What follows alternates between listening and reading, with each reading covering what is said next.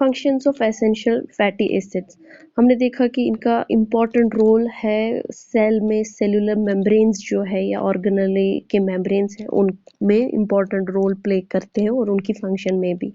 और यहाँ तक कि ये कोलेस्ट्रॉल को ट्रांसपोर्ट करते हैं और लिपोप्रोटीन्स यानी लिपिड प्लस प्रोटीन्स की एडिशन में उनकी मदद करते हैं, फॉर्मेशन ऑफ लिपोप्रोटीन्स। और ये जो एसेंशियल फैटी एसिड्स है ये प्रिवेंट करते हैं फैटी लिवर होने में। फैटी लिवर कब होता है? जब हमें जो बैड कोलेस्ट्रॉल है जो हमारी बॉडी में ऐड हो जाता है उसको फैटी एसिड्स रिमूव करने में हमें हेल्प करते हैं। और इकोसिनॉइड्स, जैसे कि मैंने कहा कि प्रोस्टाग्लैंडिन्स को हम इकोसिनॉइड्स कहते हैं, उनकी ये सिंथेसिस करने में हेल्प करते हैं। अगर हम प्रोस्टाग्लैंडिन्स की बात करेंगे, इसका वर्ड डिराइव हुआ था फ्रॉम प्रोस्टेट ग्लैंड। एक्चुअली जब इन प्रोस्टाग्लैंडिन्स की डिस्कवरी हुई थी तो देखा गया ये प्रोस्टेट ग्लैंड में इनकी मतलब डिस्कवरी हुई थी, तो तब लगा कि ये सिर्फ मेल्स में प्रोड्यूस होता है, बट एक्चुअली ये फीमेल्स में भी प्रोड्यूस होता है क्योंकि ये लगभग ऑल ओवर द टिश्यूज में इनकी सिंथेसिस हो जाती है। तो नाम इनका इसीलिए प्रोस्टाग्लैंडिन्स पड़ा है क्योंकि इनकी डिस्कवरी प्रोस्टेट ग्लैंड में ही हुई थी। एसेंशियल फैटी एसिड्स की जो डेफिशिएंसी हम देखते हैं, फायरनोडर्माइक डिजीज है, स्किन डिजीज, जिसमें स्किन की जो हार्डनेस होती है, क्रस्ट टोड लाइक, बिल्कुल एक जैसे टोड का स्किन बनता है, ड्राई स्किन और क्रस्ट्स फॉर्म बन जाते हैं, तो उसको फायरनोडर्मा कहते हैं।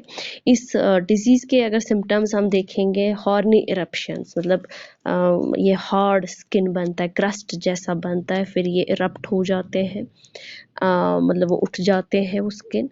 और लॉस ऑफ हेयर, जो बाल है वो भी लॉस हो जाती है। और अगर इन पेशेंट्स में क्या बोलते हैं, ये इंजरी इनको होती है तो इनकी ब्लड की कोगुलेशन यानी हीलिंग जो है वो इन प्रॉपर टाइम नहीं हो पाती है।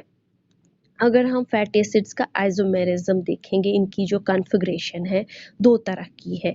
एक कॉन्फ़िगरेशन को हम सिस फैटी एसिड्स कहते हैं और दूसरी कॉन्फ़िगरेशन को हम ट्रांस फैटी एसिड्स कहते हैं।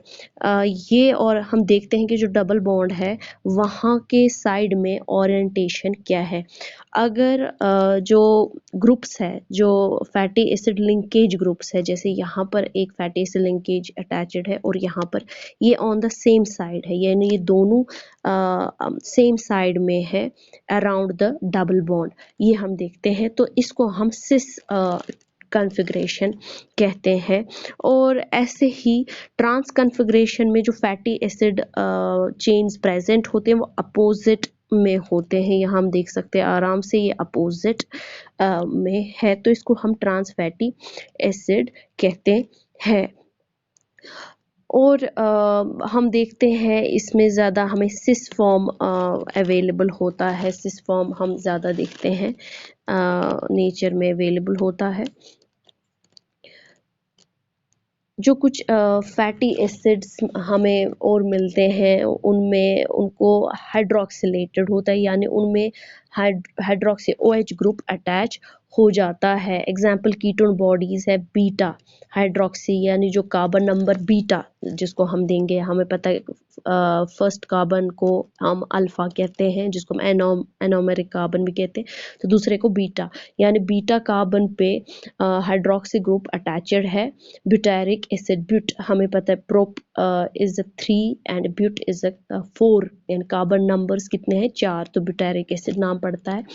तो कीटोन बॉडी जो हमें हमारी बॉडी में जनरेट हो जाती है वो बीटा हाइड्रोक्सी ब्यूटारिक एसिड ही होती है। ज्यूरिंग स्टारवेशन के बाद जब ये कीटोन बॉडीज जनरेट होती है हमारी बॉडी में, या फिर हम देखते हैं जो डायबिटिक पेशेंट है उनमें भी ज्यूरिंग जब उनको ये अब्रप्टली ये इंसुलिन की ज़रूरत पड़ती है, मतलब उनको इंसुलिन नहीं प्रॉपर टाइम पे मिलता है, तब अल्टीमेटली उनकी बॉडी में कीटोन बॉडी जनरेट होने लगती है। और फैटी एसिड्स का जो अगर हम देखेंगे साइक्लिक स्ट्रक्चर्स भी रखते हैं, जिनमें एक 5 मेंबर्ड रिंग होता है जिसको हम पेंटेनाइल रिंग कहते हैं। ये स्ट्रक्चर्स बहुत ही रेयर है, लेकिन ये चैलमुंगरिक एसिड इसका नाम है, क्योंकि चैलमुंगरा ऑयल ये प्लांट है एक्चुअली, चैलमुंगरा प्लांट, जिसमें से हम ये ऑयल एक्सट्रैक्ट करते हैं, ऑयल जिसमें हमें चैलमुंगरिक एसिड निकलता है। और ये लेप्रेसी जो डिजीज़ होती है, एक बैक्टीरियल डिजीज जिसमें स्किन टिश्यूज़ डैमेज हो जाते हैं, तो उस को ट्रीट करने में ये इम्पोर्टेंट रोल प्ले करता है। फिर आता है ट्राइग्लाइसरॉल्स। जब हमने क्लासिफिकेशन इनकी पढ़ी लिपिड्स की, तब हमने देखा एक तो हमें जो फैट सिंपल लिपिड्स देखा और कॉम्प्लेक्स लिपिड्स देखे। सिंपल लिपिड्स में हमें टैग, ट्राई एसाइल ग्लाइसरॉल्स भी आते हैं, मोनो एसाइल और डाई एसाइल्स भी आते हैं। लेकिन जो टैग है ये हम ज़्यादा पढ़ते हैं, क्योंकि ये हम अबंडेंट, ये इसके जो मतलब बॉडी में इसका मिलना जो है वो इन अबंडेंट है। ये भी ग्लाइसरॉल और फैटी एसिड्स के बिटवीन जो लिंकेज है उसको एस्टर लिंकेज बोलते हैं, उनसे बनी है। ये इंसॉल्युबल वाटर में है, नॉन पोलर यानी हाइड्रोफोबिक इन कैरेक्टर है, पानी से डरते हैं, तो यही वजह है कि ये वाटर में सॉल्युबल नहीं हो पाते हैं। इनको हम न्यूट्रोफैट्स भी बोलते हैं। और हमारी बॉडी में ये एक्ट करते हैं एज ए फ्यूल रिजर्व्स जो प्रेजेंट होते हैं एडिपोज टिश्यू। एडिपोज टिश्यू हम देखेंगे ये हमारी बॉडी में एब्डोमेन साइड, हमारी थाइज में, बुटैक्स में वहाँ प्रेजेंट होता है, हमारी कमर के पीछे भी प्रेजेंट होता है। नॉट ओनली दैट, इवन नेक में भी अबंडेंटली प्रेजेंट होता है, ताकि एक इंसुलेशन का भी काम करे, और प्लस फ्यूल जब हमें एनर्जी की ज़रूरत हो ड्यूरिंग फास्टिंग या स्टार्वेशन, तब ये इस्तेमाल हो जाते है। इसीलिए इनकी इस्तेमाल के दौरान फिर कीटोन बॉडीज़ हमें जनरेट हो जाती है। अब अगर हम देखेंगे ट्राई एसाइल ग्लाइसरॉल्स, यानी इसके हम स्ट्रक्चर देखेंगे, यानी इसमें ये एसाइल स्ट्रक्चर है असल में।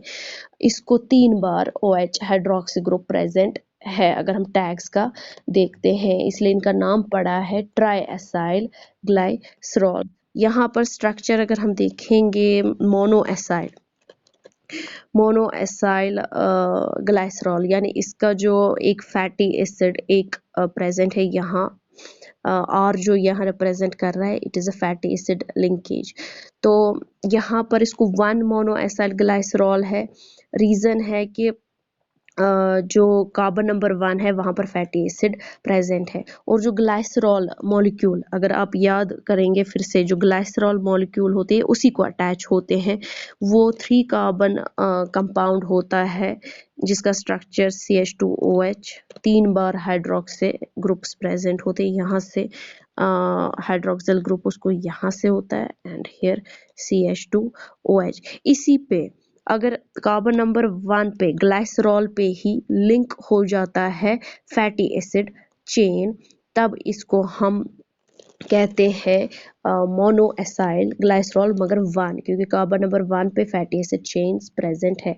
ऐसे ही कार्बन नंबर 2 पे अगर फैटी एसिड चेन लिंक्ड है, यानी हमें पता है एस्टरिफाइड होती है, एस्टर लिंकेज ये बनाते हैं विद ग्लाइसरॉल, तो इसको हम 2 मोनो एसाइल ग्लाइसरॉल कहते हैं। इसे डाई, यानी डाई जो है वहाँ 2 फैटी एसिड चेन्स होते हैं, 1 2 डाई, यानी कार्बन नंबर 1 और 2 पे है। एंड फिर ट्राई एसाइल ग्लाइसरॉल है, यानी उस पे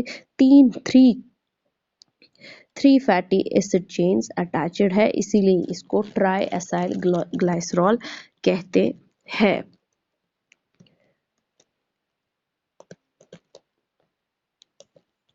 अब इसमें है जो सिंपल ट्राइसाइल ग्लाइसरॉल्स होते हैं, उनकी जो फैटी एसिड्स होते हैं वो सेम होते हैं। जो सिंपल ट्राइसाइल्स यानी फैटी एसिड नंबर 1 वो सेम सिमिलर होगा टू फैटी एसिड जो दूसरा है नंबर 2, और वो सिमिलर होगा नंबर 3, यानी तीनों फैटी एसिड सेम होते हैं। उनको हम सिंपल ट्राई ग्लाइसरॉल्स कहते हैं।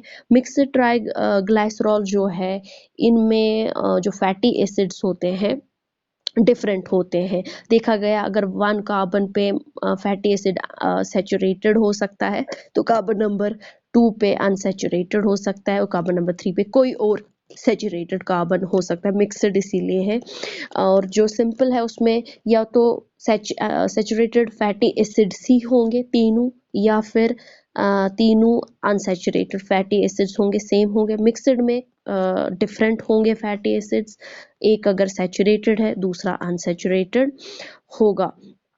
तो हमने देखा है कि जनरली जो मिक्सड ट्राइएसाइल ग्लाइसरॉल्स है वो हमें कॉमनली मिलते हैं, ऑर्गेनिजम्स में प्रेजेंट होते हैं, और यहाँ के और देखा गया है कि इनमें जो कार्बन नंबर 1 है वहाँ सैचुरेटेड फैटी एसिड हमें होता है, और कार्बन नंबर 2 पे अनसैचुरेटेड होता है, और कार्बन नंबर 3 पे या तो सैचुरेटेड होगा या अनसैचुरेटेड फैटी एसिड होगा, मगर तीनों डिफरेंट होंगे, मतलब एक ही किस्म का फैटी एसिड नहीं होगा।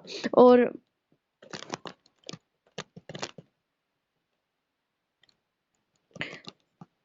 यहाँ पर हम देखते हैं कि जो ट्राइएसाइल ग्लाइसरॉल्स है जो प्लांट्स में है उनमें high content of unsaturated fatty acid होता है देन द एनिमल्स में अनसैचुरेटेड फैटी एसिड बहुत कम होते हैं, क्योंकि अनसैचुरेटेड फैटी एसिड्स जिनको हम एसेंशियल फैटी एसिड्स भी इसीलिए कहते हैं, क्योंकि ह्यूमंस में या एनिमल्स में ये बहुत कम है, इसलिए हमें डाइट में ये ज़रूरत होता है। लेकिन फॉर प्लांट्स उनको डाइट में उनके लिए ये जो अनसैचुरेटेड फैटी एसिड्स है ये एसेंशियल फैटी एसिड्स नहीं बनते हैं, क्योंकि ये इनमें हाई कंटेंट में प्रेजेंट होते हैं, और हम भी ये इन्हीं से डिराइव करते हैं।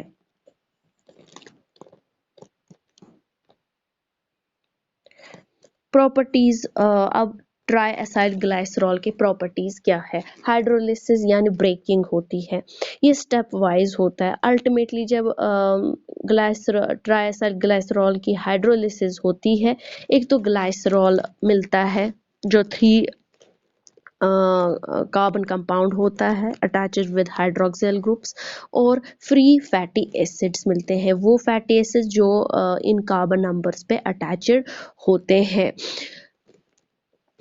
और ये जो हाइड्रोलिसिस हो जाती है ये लाइपेजेस, हम देखते हैं लाइपेजेस जो है ये इम्पोर्टेंट रोल प्ले करते हैं इन डाइजेशन ऑफ फैट्स इन ये डाइजेस्टिव सिस्टम जो ह्यूमन बॉडी या एनिमल्स में, वहाँ पर लिपिड्स की हाइड्रोलिसिस लाइपेजेस से ही होती है। तो उस रिएक्शन लाइपेजेस जो ब्रेक करते हैं हाइड्रोजन को इसमें किसको ब्रेक करते हैं, इन ट्राइएसाइल ग्लाइसरॉल्स को into glycerol and hydroxy fatty acids, free fatty acids हमें मिलता है। फिर दूसरी रिएक्शन जो होती है ट्राइएसाइल ग्लाइसरॉल्स में वो है सपोनिफिकेशन, इसमें सोप बनती है अल्टीमेटली, मतलब जो सोप हमारे पास मिलती है हमें पता है इस फैट्स की मिलती है।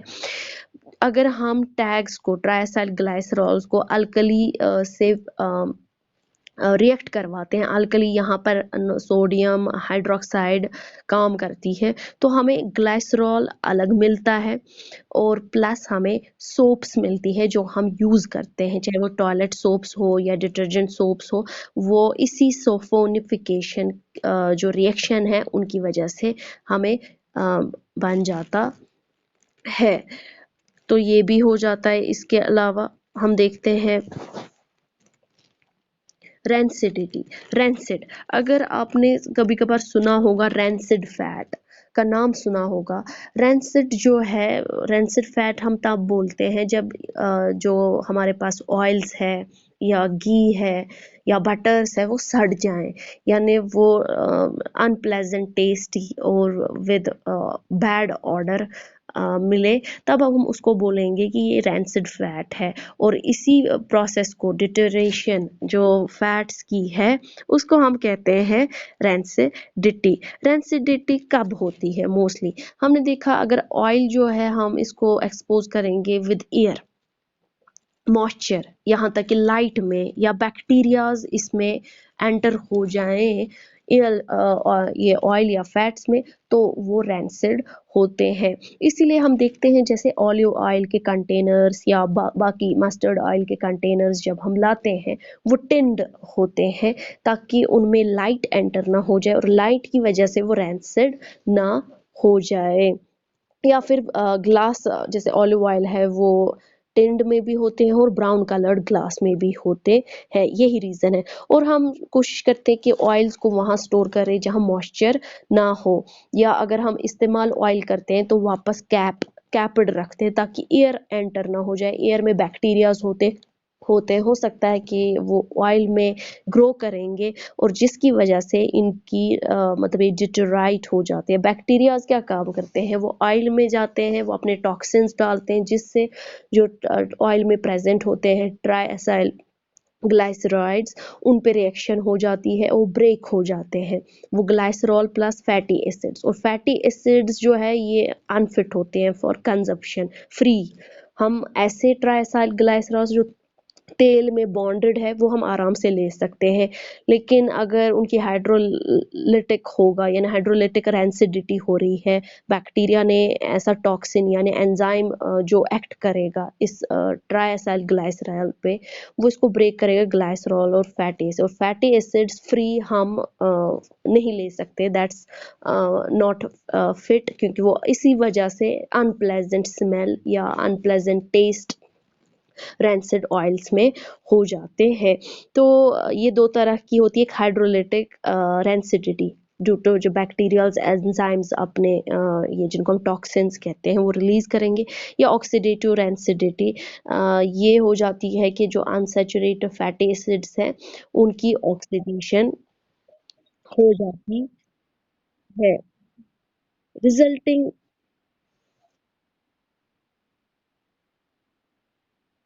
ये क्या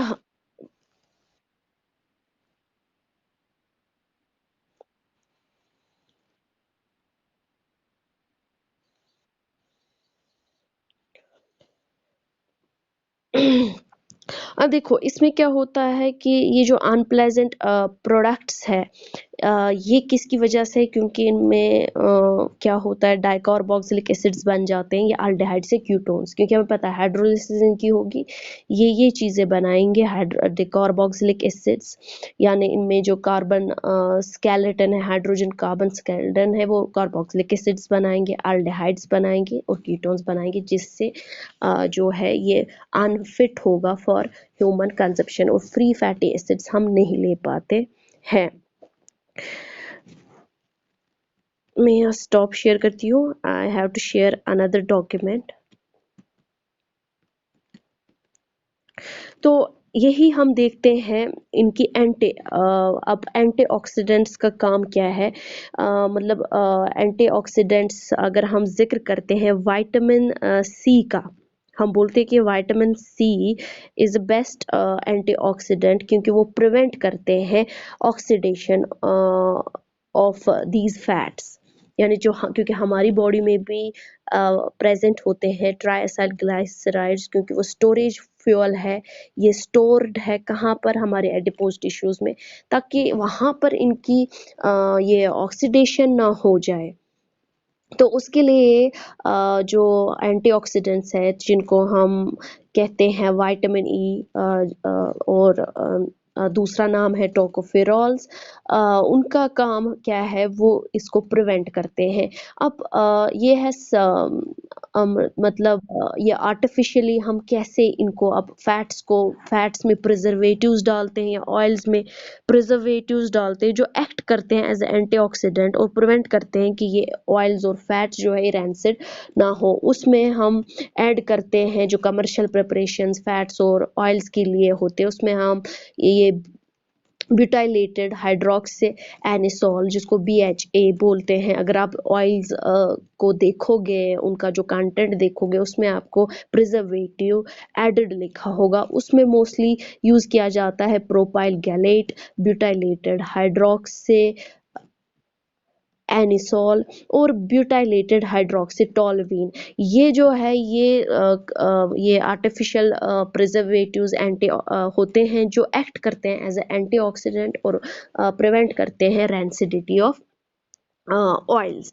लिपिड पेरोक्सीडेशन भी होती है, मतलब लिपिड्स में ऑक्सीडेशन अगर होते हैं वो फ्री रेडिकल्स और पेरोक्साइड्स भी प्रोड्यूस करते हैं इनसाइड ह्यूमन बॉडी और इन ऑर्गेनिज्म। हमने देखा गया है कि अगर उनकी ऑक्सीडेशन होगी तो ये जो फ्री रेडिकल्स और फिर टिश्यूज में बन जाते हैं, पेरोक्साइड्स बनते हैं H2O2, हमें पता हार्मफुल है, ये हमारे सेल्स को डैमेज कर सकता है। इसके अलावा जो फ्री रेडिकल्स बनते हैं ये हमारे टिश्यूज़ को अटैक करते हैं, इन्फ्लेमेटरी डिजीज़ प्रोड्यूस करते हैं, जिसमें एक अच्छी खासी रूमेटाइड आर्थराइटिस डिजीज़ आती है, जिसमें जॉइंट्स पे इन्फ्लेमेशन होती है। एजिंग और जल्दी एजिंग यानी बुढ़ापा जल्दी लाती है अगर ये फ्री रेडिकल्स हमारी बॉडी में रहे, यहाँ तक कि कैंसर भी काज होता है। तो इसीलिए हमारी सेल्स में, मतलब जो हम विटामिन अपटेक लेते हैं विटामिन ई का, और हमारी सेल्स में एक किस्म का एंजाइम है सुप्रोक्साइड डाइम्यूटेज, जो लिपिड पेरोक्सीडेशन ह्यूमन बॉडी या एनिमल्स में प्रिवेंट करता है, thus वो बच जाते हैं सर्टेन डिजीजेस से। सिर्फ इतना ही नहीं, जो मार्केट्स में है, थोड़ा सा मैं टच करूंगी। जो मार्केट में हम देखते हैं, जब ये फूड सप्लाई ऑफिसर्स जब दुकानों पे रेड डालते हैं टू चेक कि अडल्ट्रेशन मत ना हुई है फैट्स और ऑयल्स में, तो वहाँ पर वो देखते हैं आयोडीन नंबर, सफोनिफिकेशन नंबर या बहुत सारे नंबर्स देखते हैं। आयोडीन नंबर का अगर हम देखेंगे, इसमें वो देखते हैं कि आयोडीन नंबर अगर लेस होगा, लवर होगा, तो लेस है डिग्री ऑफ अनसेचुरेशन। तो हम देखते हैं ग्राउंड ऑयल का जो आयोडीन नंबर है वो 7 to 10। उसमें क्या ये देखते हैं कि कितना आयोडीन, कितने ग्राम्स ऑफ आयोडीन जो है 100 ग्राम ऑफ फैट एब्जॉर्ब कर सकता है। तो जब ये देखते हैं प्योरिटी ऑफ ऑयल टेस्ट, जैसे कोकोनट ऑयल, बटर, जब ये टेस्ट करते हैं, अगर उनका आयोडीन नंबर 7 to 10 रेंज में आएगा for coconut oil, then it is a pure form. तो इसके बिलो और अबो होगा, हम कहेंगे इसमें प्रॉब्लम्स है। तो ये डिटरमाइन करते हैं कि कितनी डिग्री है अडल्ट्रेशन गिवन ऑयल की। बटर का जो आईडी नंबर है नॉर्मल रेंज का, वो 25 to 28 है। अगर इसके ये बिलो एंड अबो होगा तो अडल्ट्रेशन है। पाम ऑयल, ऑलिव ऑयल का 80 to 85 है। तो इस चीज़ से हम देखते हैं कि आयोडीन नंबर से कि अनसैचुरेटेड फैटी एसिड्स का कंटेंट कितना है, और देखा गया है कि आयोडीन नंबर अगर लो होगा तो degree of unsaturation, unsaturated fatty acids उसमें लेस होंगे, अगर ज़्यादा होगा तो उसमें ज़्यादा होंगे। सल्फोनिफिकेशन नंबर, जैसे हमने सल्फोनिफिकेशन रिएक्शन देखी, तो यहाँ पर असल में सल्फोनिफिकेशन रिएक्शन ही कराई जाती है in presence of potassium hydroxide. Potassium hydroxide, हम यहाँ सोडियम हाइड्रोक्साइड की अल्कली नहीं करते हैं जब हम सल्फोनिफिकेशन नंबर लेते हैं, हम यहाँ पर पोटेशियम हाइड्रोक्साइड, क्योंकि ये जो फैट होती है मार्केट में अवेलेबल, ये हो सकता है ये एनिमल फैट भी हो, तो इसीलिए हम सोडियम पोटेशियम हाइड्रोक्साइड का इस्तेमाल करते हैं। तो 1 ग्राम ऑफ फैट या ऑयल हम इस्तेमाल करते हैं, देखते हैं कि उसमें हाइड्रोलिसिस होकर यानी सल्फोनिफाई क्या होगा। हम देखते हैं जो इसका नंबर है, सल्फोनिफिकेशन नंबर ह्यूमन फैट का, वो है 195 200। यहीं पर अगर आपने कभी न्यूज़ में सुना है कि फलानी फॉरेन कंट्री में ह्यूमन ये मीट कंजप्ट हो रहा था, होटल्स कर रहे थे, तो ये इन्हीं चीज़ों से निकलता है। जब देखा गया, उन्होंने इंडेक्स देखा, तो वहाँ ह्यूमन फैट का इंडेक्स क्या था, 195 to 200। तो अगर इस रेंज में आता है तो हमें पता चलता है ये ह्यूमन फैट है। बटर का जो रेंज है वो 230 to 240 है। कोकोनट ऑयल का जो सल्फोनिफिकेशन नंबर है 250 to 260। इस रिएक्शन में सोप भी बन जाती है, लेकिन जब इतनी रेंज में ये आता है तो हमें पता चलता है कि ये जो ये कौन सी फैट है जो हम फैट ये मार्केट में मिल रहा है, what type of fat is. फिर ऐसे ही आता है रिकर्ड मेसल नंबर आता है। यहाँ पर हम नॉर्मल पोटेशियम हाइड्रोक्साइड है, normality, N stands for normality, तो हम नॉर्मल पोटेशियम हाइड्रोक्साइड का इस्तेमाल करते हैं और ये मोस्टली न्यूट्रलाइज करते हैं उन फैटी एसिड्स को जो सॉल्युबल होते हैं और हम जो डिस्टिलेशन प्रोसेस के वक्त सॉल्युबल हो जाते हैं। तो RM नंबर जो है, इससे हम बटर की प्यूरिफिकेशन देखते हैं, क्या वो प्यूरिफाई है, क्या वो ये अडल्ट्रेशन मत ना हुई है बटर की, with help of RM number देखते हैं। अब हमें पढ़ना है कम्प्लेक्स या कंपाउंड, क्योंकि क्लासिफिकेशन जब हमने की लिपिड्स की, तो दूसरा जो ग्रुप आ रहा था वो है कंपाउंड लिपिड्स और कॉम्प्लेक्स लिपिड्स। तो इसमें पहला जो ग्रुप आता है फॉस्फोलिपिड्स। फॉस्फोलिपिड्स जो होते हैं, इसके दो टाइप्स है, एक तो ग्लाइसेरोफॉस्फोलिपिड्स और दूसरा स्फिंगो फॉस्फोलिपिड्स। जो ग्लाइसेरोफॉस्फोलिपिड्स की अब हम बात करेंगे, इसमें ग्लाइसरॉल 3 फॉस्फेट यानी मेन स्केलेटल स्ट्रक्चर जो है वो ग्लाइसरॉल है, हमें पता है 3 कार्बन नंबर है, और जो कार्बन नंबर 3 है ग्लाइसरॉल कंपाउंड का, वहां पर फॉस्फेट ग्रुप ऐड हुआ है और वहाँ फिर इसी ढांचे पे, मतलब ग्लाइसरॉल स्ट्रक्चर है, यहाँ पर कार्बन नंबर 3 पे फॉस्फेट ग्रुप अटैच है। इसके अलावा कार्बन नंबर 1 और 2 पे फैटी एसिड लिंक्ड है, फैटी एसिड लिंक्ड है, तो तब जाके ये हमें ग्लाइसरोफॉस्फोलिपिड्स बनाते हैं। तो ग्लाइसरोफॉस्फोलिपिड्स की जो पहला टाइप है वो हमें आता है फॉस्फेटिडिक एसिड। फॉस्फेटिडिक एसिड जो है सिंपलेस्ट फॉस्फोलिपिड है और ये टिश्यूज में ज़्यादा नहीं मिलता है, मतलब अगर हम ऑर्गेनिजम्स के टिश्यूज का देखेंगे, इनकी कंसंट्रेशन लो है। फॉस्फेटिडिक जो है असल में ये इंटरमीडिएट है, जब हमें ट्राईएसाइड ग्लाइसरॉल्स या फॉस्फोलिपिड्स की सिंथेसिस करनी पड़ती है, तब ये फॉस्फेटिडिक एसिड जो है एज अ इंटरमीडिएट, हम नहीं कहेंगे कि ये प्रोडक्ट है उस रिएक्शन का, बल्कि ये इंटरमीडिएट प्रोडक्ट हमें मिलता है या बाई प्रोडक्ट मिलता है उस रिएक्शन के लिए। ऐसे ही हमें दूसरा आता है इसी का ग्लाइसरोफॉस्फोलिपिड का, लेसिथिन्स।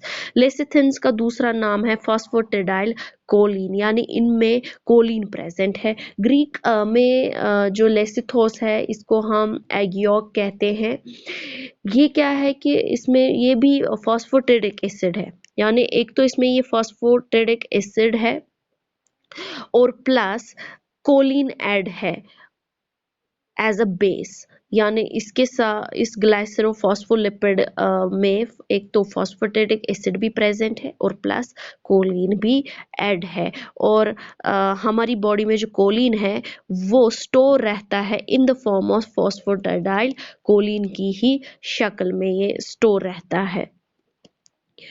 फिर आता है जो लेसिथिन फॉस्फेटिडाइल ये कोलिन है, इसके फर्दर सब 2 पार्ट्स आते हैं, डाईपाल्मिटाइल लेसिथिन और लाइसोलेसिथिन। जो डाईपाल्मिटाइल लेसिथिन है, ये सरफेक्टेंट एक्ट करता है as a surfactant in lungs, यानी इसका काम क्या है, ये जो हमारे लंग्स का इनर सरफेस है उसको एडहेरेंस यानी फ्लैट होने से प्रिवेंट करता है, क्योंकि हमें पता है जो लंग्स के अंदर जो इनर स्ट्रक्चर है स्पॉन्ज टाइप है, वो स्पॉन्ज टाइप ही रहना चाहिए, न कि फ्लैसिड, यानी उसके जो हॉलो कैविटीज है वो आपस में चिपक जाए, एडेयर हो जाए, तो उसमें हमें गैसेस एक्सचेंज में प्रॉब्लम हो जाएगी। तो यहाँ ये सरफेस एक्टिव एजेंट की तौर पे ये काम करता है, ये डाईपाल्मिटाइल लेसिथिन, और ये इसको हमारी लंग्स को जो है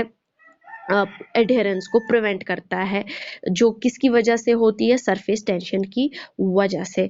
और ये डाईपाल्मिटाइल लेसिथिन जो है ये भी एक किस्म का फॉस्फेटिडाइल कोलिन है, और देखा गया है कि एक इन्फेंट्स में, छोटे बच्चों में, अगर आपने सुना होगा कि अचानक किसी बेबी की डेथ हो गई जिसको हम ब्लू सिंड्रोम बेबीज भी कहते हैं। तो वैसे ही एक स्ट्रोम है जिसको हम रेस्पिरेटरी डिस्ट्रेस स्ट्रोम इन्फेंट्स में ही होता है, क्योंकि उनमें ये फॉस्फेटिडाइल कोलिन जो डाइपाल्मिटॉइल लेसिथिन है वो प्रेजेंट नहीं होता है, उनकी एब्सेंस में उनकी डेथ होती है, क्योंकि वहाँ गैसेस एक्सचेंज प्रॉपर नहीं हो पाता है, क्योंकि फ्लैट हो जाते हैं, स्पॉन्ज टाइप नहीं रहते ताकि एयर इसमें एंटर हो सके। जब वो एयर एंटर ही नहीं होगा तो फिर नेचुरली डेथ हो जाती है। लाइसोलेसिथिन ये इसका दूसरा पार्ट है।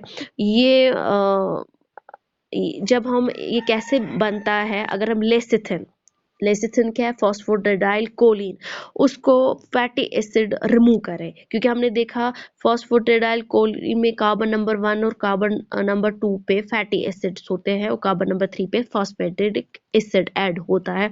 तो अगर कार्बन नंबर 1 और 2 पे हम फैटी एसिड को रिमूव करेंगे तो वो लाइसोलेसिथिन बनेगा, यानी उसमें फॉस्फेटिडिक एसिड प्रेजेंट होता है और ग्लाइसरॉल भी प्रेजेंट होता है। और ऐसे ही ग्लाइसरोफॉस्फोलिपिड का तीसरा पार्ट सेफेलिन है, जिसको हम फॉस्फेटिडाइल इथेनॉल एमाइन कहते हैं, यानी इसमें ethanol plus amine group act करता है एज अ नाइट्रोजिनस बेस। यही जो नाइट्रोजिनस बेस है इथेनॉल एमाइन की, ये डिफरेंशिएट करता है लेसिथिन और सेफेलिन, क्योंकि लेसिथिन फॉस्फेटिडाइल कोलिन है, उसमें कोलिन है, कोलिन के बदले सेफेलिन में क्या है, वहां पर इथेनॉल एमाइन है। यही डिफरेंस है, बाकी जो स्ट्रक्चर है इनका सिमिलर है। फिर हमें फोर्थ वाला आता है, इसमें फॉस्फेटिडाइल आइनोस्टॉल। ये भी एक ग्लाइसरोफॉस्फोलिपिड है, इसमें आइनोस्टॉल अटैच्ड है। जैसे वहां पर कोलिन था अटैच्ड, फिर इथेनॉल एमाइन सेफेलिन में अटैच्ड था, यहाँ पर आइनोस्टॉल अटैच्ड होता है फॉस्फेटिडिक एसिड के साथ, तब जाके वो हमें देता है फॉस्फेटिडाइल आइनोस्टॉल। ये भी सेल मेम्ब्रेन्स में मोस्टली, हम जो फॉस्फोलिपिड्स की जब हम बात करते हैं, ग्लाइसरोफॉस्फोलिपिड जो उसका पार्ट है, ये मोस्टली सेल मेम्ब्रेन्स में प्रेजेंट होता है। सिर्फ इतना ही नहीं, कुछ हार्मोन्स जो हमारी बॉडी में है, जैसे ऑक्सीटोसिन, ये बर्थ हार्मोन भी कहा जाता है, क्योंकि जब प्रेगनेंसी होती है या डिलीवरी के टाइम में जो यूट्रस की कंट्रैक्शन होती है, that is caused due to oxytocin, और उसकी एक्शन के लिए हमें फॉस्फेटिडाइल आइनोस्टॉल की जरूरत होती है। यानी बहुत सारे जो हार्मोन्स हैं वो इस ग्लाइसरोफॉस्फोलिपिड पे डिपेंडेंट है।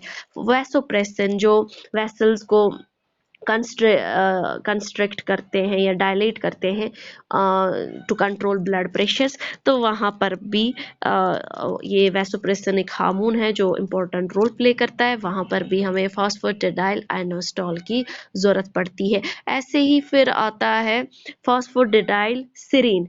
यहाँ सिरीन जो है that is acting as a amino acid.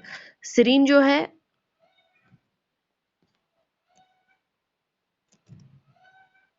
वो एक्ट कर रहा है एज अ अमाइनो एसिड यहाँ पर।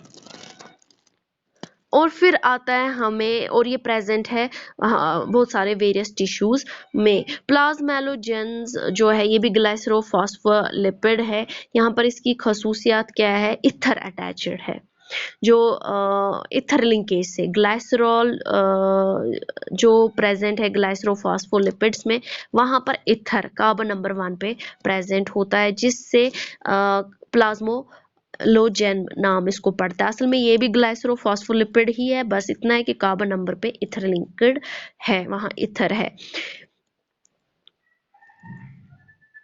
और फिर आता है हमें कार्डियोलिपिन। कार्डियो के नाम से ये भी ग्लाइसरोफॉस्फोलिपिड है। इसका नाम हम अगर देखेंगे उससे पता चलेगा कि ये कार्डियो हार्ट या कार्डियक, एक कार्डियो वर्ड मीन्स हार्ट, और इसका नाम कार्डियोलिपिन इसलिए पड़ा क्योंकि ये हार्ट मसल में ही आइसोलेट किया गया था। कार्डियोलिपिन जो है इसके पास 2 मॉलिक्यूल्स है, एक फॉस्फेटिडिक एसिड तो है ही, फॉस्फोलिपिड्स में ये इंपॉर्टेंट पार्ट है फॉस्फेटिडिक एसिड का, और प्लस ग्लाइसरॉल जो इसमें ऐड होता है वो भी इम्पोर्टेंट अल्कोहल कॉन्स्टिट्यूएंट है। किसके साथ? फॉस्फोडेट्रिक एसिड और ग्लाइसरॉल आपस में जुड़ा है bye means of A phosphate group की मदद से। ये इम्पोर्टेंट कंपोनेंट है जो हमारा माइटोकॉन्ड्रियल मेम्ब्रेन का इनर मेम्ब्रेन है वहाँ पर ये प्रेजेंट है। और इसकी एक इम्पॉर्टेंट प्रॉपर्टी एंटीजेनिक, सिर्फ एक ही फॉस्फोलिपिड है जिसकी एक प्रॉपर्टी एंटीजेनिक प्रॉपर्टी है। एंटीजेनिक प्रॉपर्टी क्या है? ये ट्रिगर करता है इम्यून रेस्पॉन्स। ये इम्यूनिटी को एक्टिव करता है क्योंकि ये एक्ट करता है एज एंटीजन। एंटीजेनिक प्रॉपर्टी है इसकी। तो फिर आते हैं हमें ये जो सिंपल हम ये कॉम्प्लेक्स कंपाउंड ये लिपिड्स हम कर रहे थे तो उसमें स्फेंगोमाइलिन्स आते हैं जिसमें हमने क्लासिफिकेशन में कहा था इसका अमाइनो अल्कोहल क्या है? स्फेंगोसीन। इसमें ग्लाइसरॉल नहीं होता है और इसके साथ हमने देखा कि अगर इसके साथ अमाइड लिंक्ड फैटी एसिड हो तो फिर उसको हम स्फाइनसिरामाइड नाम देते हैं।